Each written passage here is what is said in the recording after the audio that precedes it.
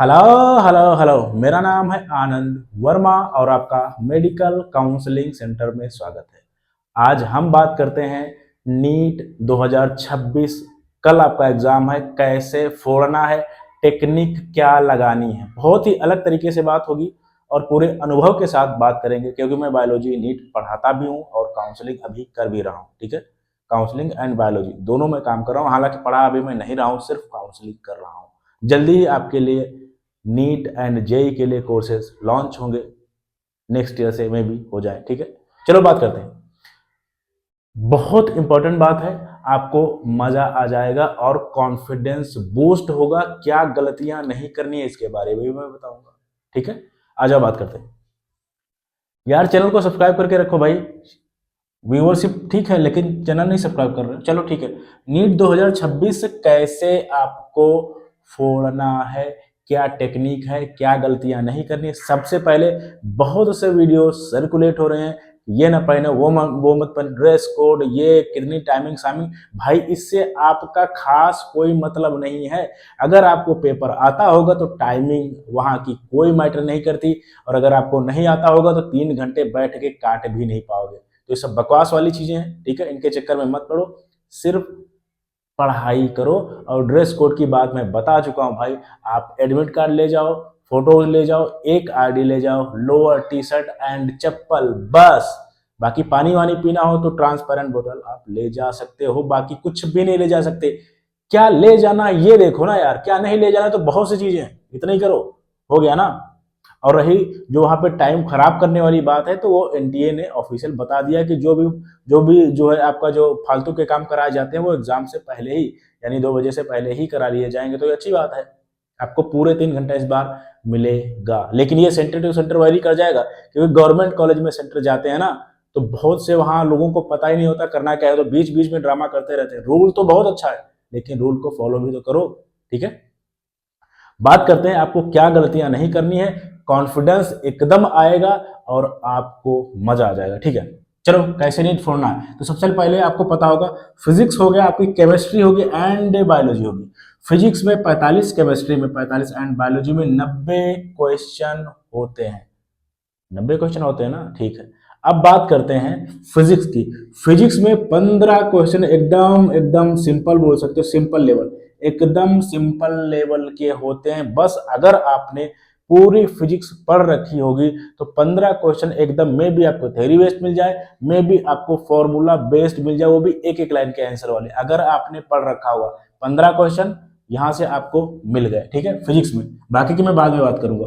अगर मैं केमिस्ट्री की बात करूं तो केमिस्ट्री में ज्यादातर ये होता है फिजिकल, ऑर्गेनिक एंड इनऑर्गेनिक में फिजिकल 15 नंबर की, आपकी ऑर्गेनिक भी 15 नंबर की, एंड जो है इनऑर्गेनिक भी 15 नंबर की होती है। लेकिन पिछले कुछ समय से ट्रेंड ये रहा है कि फिजिकल केमिस्ट्री में न्यूमेरिकल थोड़ा कम आ रहा है। यानी अगर फिजिकल केमिस्ट्री से अगर आप 15 क्वेश्चन के लिए जाओगे तो उसमें से 6 या 7 क्वेश्चन आपको, लगभग आधे क्वेश्चन थ्योरी बेस्ड मिल जाएंगे। यानी 45 क्वेश्चन में से आपके जो है थ्योरी बेस्ड क्वेश्चन कम से कम जो आपके 35 जरूर होंगे, 35 क्वेश्चन, और जो कि निकाले जा सकते हैं। अगर आपने एनसीईआरटी बुक की केमिस्ट्री पढ़ रखी होगी, अपने नोट्स अच्छा से पढ़ रखा होगा, बढ़िया से रिवीजन कर रखा होगा, तो केमिस्ट्री में अगर आपको क्वेश्चन, स्कोरिंग सब्जेक्ट है, अगर आपको क्वेश्चन आता है, जैसे ऑर्गेनिक हो गया, इनऑर्गेनिक हो गया, थ्योरी बेस्ड, उसको बायोलॉजी समझो, बहुत आराम से क्वेश्चन निकलता है अगर आपको आता होगा। तो केमिस्ट्री की मैं अगर बात करूं,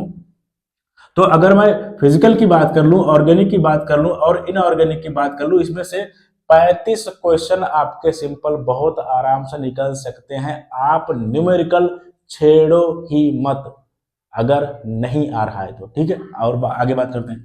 और अब बात करते हैं बायोलॉजी में। बायोलॉजी में आपको पता होगा 90 क्वेश्चन होते हैं। 90 में से कम अगर मैं बात करूं, 40 क्वेश्चन एकदम नॉर्मल होते हैं, लाइन टू लाइन एनसीईआरटी होती है, और पीवाईक्यू रिपीट हो जाते हैं। 40 क्वेश्चन, 30 क्वेश्चन मीडियम लेवल के होते हैं, जिसमें थोड़ा सा आपको कंफ्यूजन होगा, ये 2 4 5 क्वेश्चन ऊपर नीचे हो सकते हैं, मैं एक मोटा मोटी बता रहा हूं। ठीक है, 30 क्वेश्चन, बचे 20 क्वेश्चन, उनके लिए आपको क्या चाहिए, उनके लिए आपको प्रॉपर जो है अच्छी स्टडी चाहिए। आपके 60 से 70 क्वेश्चन केवल एनसीईआरटी बुक की रीडिंग लगा के आ सकते हैं, डायरेक्ट क्वेश्चन। लेकिन अगर आपको 360 करने हैं देन आपको नोट्स भी बहुत अच्छे से पढ़ना पड़ेगा, कॉन्सेप्ट समझने पड़ेंगे, एनसीईआरटी की लाइन बाय लाइन आपको पढ़नी पड़ेगी, एनसीईआरटी के एक एक लाइन समरी डायग्राम पूरा आपको आना चाहिए, तब होगा। लेकिन अगर आपको 200 लगभग आपको 200 से 250 नंबर चाहिए तो बिल्कुल आपको एनसीईआरटी बुक की लाइन भी कर लोगे तब भी आ जाएगा। यहाँ पे मैंने क्या बोला, यहाँ पे मैंने बोला कि नॉर्मल क्वेश्चन 40 बहुत आराम से निकल जाते हैं, मीडियम रेंज के क्वेश्चन 30 और 20 क्वेश्चन बहुत अच्छे रेंज के होते हैं एनसीईआरटी में भी। ठीक है, तो अगर मैं एनसीईआरटी की बात करूं जो कि मैं आपको बोल रखा है कि 40 30 70 क्वेश्चन एनसीईआरटी बुक से निकल जाएंगे, बहुत ज्यादा एफर्ट आपको लगाना भी नहीं पड़ेगा। अब बात कर लेते हैं, तो यहाँ पे मैं केवल नॉर्मल क्वेश्चन या सिंपल क्वेश्चन ही जोड़ रहा हूँ, फिजिक्स केमिस्ट्री बायोलॉजी, अगर आपने तीनों सब्जेक्ट पढ़े हैं। अगर मैं फिजिक्स की बात करूं तो 15 क्वेश्चन बहुत नॉर्मल होते हैं। केमिस्ट्री की बात करूं, अगर आपने केमिस्ट्री पूरी पढ़ रखी है, ऑर्गेनिक, इनऑर्गेनिक और फिजिकल, देन थ्योरी बेस्ड ही क्वेश्चन आपके 35 हो जाते हैं। और 70 क्वेश्चन बायोलॉजी में बहुत आराम से निकल सकते हैं, बहुत आराम से। और इनको सबको जोड़ दोगे देन आपके 120 क्वेश्चन हो जाएंगे। 120 क्वेश्चन का मतलब आपका 120 क्वेश्चन का मतलब आपका 480 number. SC and ST category का सिलेक्शन बहुत आराम से हो सकता है। बहुत टफ चीजें आप नहीं छेड़ रहे हो तब भी हो जाएगा, मेरी बात समझो, बहुत आराम से हो सकता है। ये मैंने सिंपल रेंज की ही बात की है, उसमें आपका सिलेक्शन हो सकता है, टफ में तो मैं जाने को बोल ही नहीं रहा हूं, इतने में ही आपका काम हो जाएगा। अब बात करते हैं जो जनरल ईडब्ल्यूएस या ओबीसी कैटेगरी से बिलोंग करते हैं, उनको क्या करना पड़ेगा। ये सिंपल रेंज यानी 120 के आसपास आपके क्वेश्चन सिंपल रहते हैं, इनको तो निकालना ही निकालना पड़ेगा। इसके बाद में आपको क्या करना पड़ेगा, जो आपके 4-5 क्वेश्चन आपके फिजिकल केमिस्ट्री के आएंगे न्यूमेरिकल वाले, उनको भी ध्यान रखना है। और फिजिक्स में जो थोड़ा सा क्वेश्चन आपके 15 क्वेश्चन सिंपल होते हैं और कम से कम 15 से 20 क्वेश्चन मीडियम रेंज के होते हैं, थोड़ा सा आपको घुमाया जाएगा, उनको भी निकालना पड़ेगा। यानी अगर आप थोड़ा सा बढ़ना पड़ेगा अगर आप ईडब्ल्यूएस, जनरल और ओबीसी कैटेगरी से बिलोंग करते हो। और बहुत टफ आप क्वेश्चन नहीं भी छेड़ोगे, मैं तीनों कैटेगरी की बात कर रहा हूं, जनरल, ईडब्ल्यूएस, ओबीसी, तब भी आपका बहुत आराम से, अगर सिंपल क्वेश्चन और नॉर्मल रेंज के क्वेश्चन देखे जाएं, आपका आराम से कितना हो सकता है, 150 क्वेश्चन हो सकता है। 30 क्वेश्चन आपको छेड़ने ही नहीं है अगर नहीं आ रहे, क्योंकि 30 क्वेश्चन वो होते हैं अगर आपको नहीं आते हैं तो नहीं छेड़ना। मैं फिर बोल रहा हूं, नहीं तो 160 का 120 क्वेश्चन पे आ जाओगे निगेटिव मार्किंग में और आप कंपटीशन से बाहर हो जाओगे। अगर आपने 150 क्वेश्चन सही कर लिया, आपका 600 नंबर हो गया, आराम से सिलेक्शन हो जाएगा। सीधी सी बात है, निगेटिव मार्किंग से बच के रहना है।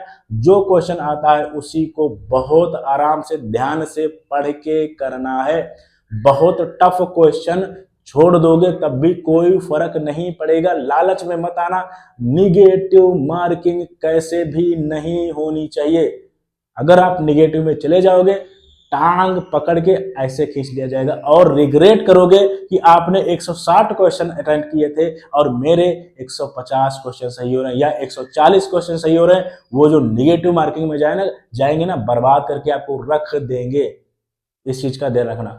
और आपको क्वेश्चन स्टार्टिंग वहीं से करनी है। आपको जो चीज आ रही हो ढंग से, आधे घंटे तक आपको ऐसे क्वेश्चन जरूर मिलेंगे जो मैं 120 से 140 बोल रहा हूँ क्वेश्चन नॉर्मल रेंज के। फिजिक्स, केमिस्ट्री, बायोलॉजी में 3 आपको जो है स्टेप में पेपर सॉल्व करना है। पहले स्टेप में बायोलॉजी करना है, केमिस्ट्री करना है एंड फिजिक्स करना है, एकदम सिंपल सिंपल सिंपल, जिसमें एक बार दिमाग लगे बुकलेट पे टिक करो। सेकेंड लेवल में फिर से ऐसा ही करना है, केमिस्ट्री, बायोलॉजी, फिजिक्स, जिनमें थोड़ा सा 1-2 ऑप्शन हो सकता है ना समझ में आए, उसको भी बुकलेट पे टिक करो। और तीसरे रेंज में बहुत अच्छे क्वेश्चन आएंगे, उनको नहीं भी छोड़ोगे तब भी आपका कल्याण हो जाएगा। और जो एससी एसटी कैटेगरी से बिलोंग कर रहे हैं उनका तो पहले नॉर्मल रेंज में भी उनका कल्याण हो जाएगा। और जो ओबीसी और जो है जनरल और ईडब्ल्यू से बिलोंग कर रहे हैं उनको नॉर्मल रेंज के क्वेश्चन और मीडियम रेंज के क्वेश्चन में भी कल्याण हो जाएगा। सीधी सी बात है, टफ रेंज के क्वेश्चन 30 लगभग क्वेश्चन होते हैं, उनको तभी छेड़ना अगर वो आ रहे हो आपको अच्छे से, ठीक है। और अगर आपको हमसे काउंसलिंग करानी है देन बिल्कुल एक स्क्रीन पे नंबर चल रहा होगा, उस पर आप व्हाट्सएप कर सकते हैं। और मेरी वेबसाइट का नाम है medicalcounselingcenter.com, जाके विजिट कर सकते हैं। कल आपका पेपर बहुत बढ़िया हो, भगवान की कृपा रहे, सब कुछ अच्छा हो। पॉजिटिव रहना और बिल्कुल पेपर बहुत अच्छा होगा। Thank you very much.